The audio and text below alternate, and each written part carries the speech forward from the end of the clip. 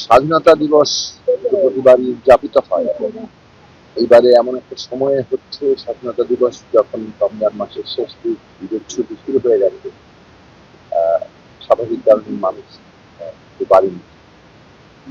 কিন্তু স্বাধীনতা দিবস এইবারে একটা আরো অনেক গভীর তাৎপর্য নিয়ে আমাদের সামনে হাজির হয়েছে।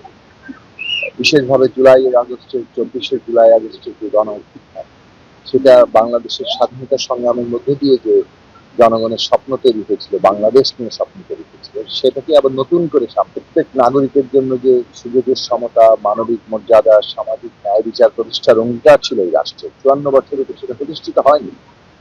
জুলাই আগস্ট আবার বৈষম্যহীন বাংলাদেশের স্বপ্নকে সামনে এনে 71 সালকে নতুন করে আমাদের সামনে হাজির করে।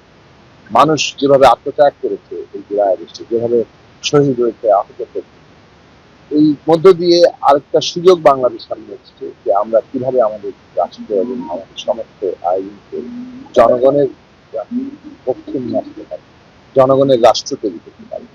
তো সেই লড়াইটা চলছে, সেই কাজটাও চলমান।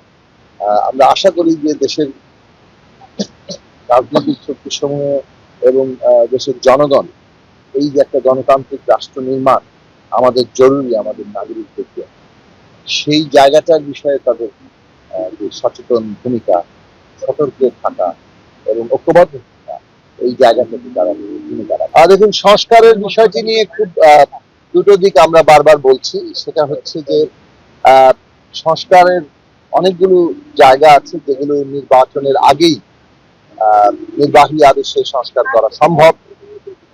আবার অনেকগুলো সংস্কারের প্রশ্ন যেগুলো মৌলিক কাঠামোগত সাংবিধানিক, সেগুলো আসলে নির্বাচিত প্রতিনিধিরাই করতে হবে। সেই নির্বাচিত জনপ্রতিনিধিরা ছাড়া সংবিধান পরিবর্তন করা আসলে। ফলে আমরা যেটা বারবার বলছি যে সংস্কারের ক্ষেত্রে যেভাবে ইতিমধ্যে ঐক্যমত কমিশন উদ্যোগ নিয়েছে, এই কাজটাই তাদের ছিল ফেসিলিটেট করা সমস্ত রাজনৈতিক পক্ষগুলো যেখানে এসে একমত হচ্ছে, ন্যূনতম সর্বসম্মত জায়গায় দাঁড়াচ্ছে, সেটা আমাদের জাতীয় সনদ আকারের সামনে আসছে। এই পরিবর্তনগুলো আসছে। আর যেসব জায়গায় অনেক আছে, দ্বিমত আছে, সেই প্রশ্নগুলো, সেই সংস্কারগুলো নিয়ে তো আসলে রাজনৈতিক দলগুলোর অধিকতর জনমত তৈরি করবে, জনগণের সমর্থনের উপরে এই বিষয়টা নির্ভর। কাজেই এই দিক থেকে আমরা যতটুকু ঐক্যমত হতে পারছি, তার অনেকগুলো হয়তো নির্বাচনের আগেই অ্যাডমিনিস্ট্রেটিভ অর্ডার কিংবা নির্বাহী আদেশে সেটা করা সম্ভব।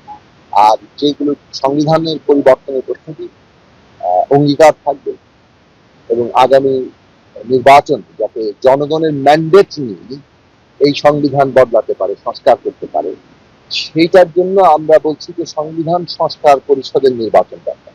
সংস্কারটাই যেহেতু আমাদের লক্ষ্য হিসেবে স্থির হয়েছে, কাজে এই আগামী সংসদটা হবে সংস্কার পরিষদ, যেখানে সংস্কারটা সম্পন্ন হবে জনগণের ম্যান্ডেট। ফলে আদালত এটাকে সংশোধনী আকারে পুরো সংবিধানের সাথে সাযুজ্যপূর্ণ কিনা সেই বিষয়ের দিকে তাকাবে না, আদালত এই সংস্কারকৃত সংবিধান সুরক্ষা দিবে, সেটা খুব গুরুত্বপূর্ণ। ফলে জনগণের ম্যান্ডেট নিয়ে আসলে মূল সংস্কার কাজটা সম্পন্ন করবে। ফলে যে সময় আছে, এই সময়ের মধ্যে ঐক্যমত্য তৈরি হওয়া সম্ভব এবং এই ঐক্যমত্যের যে অংশগুলো নির্বাহী আদেশে বাস্তবায়ন করা দরকার, সেগুলো নির্বাহী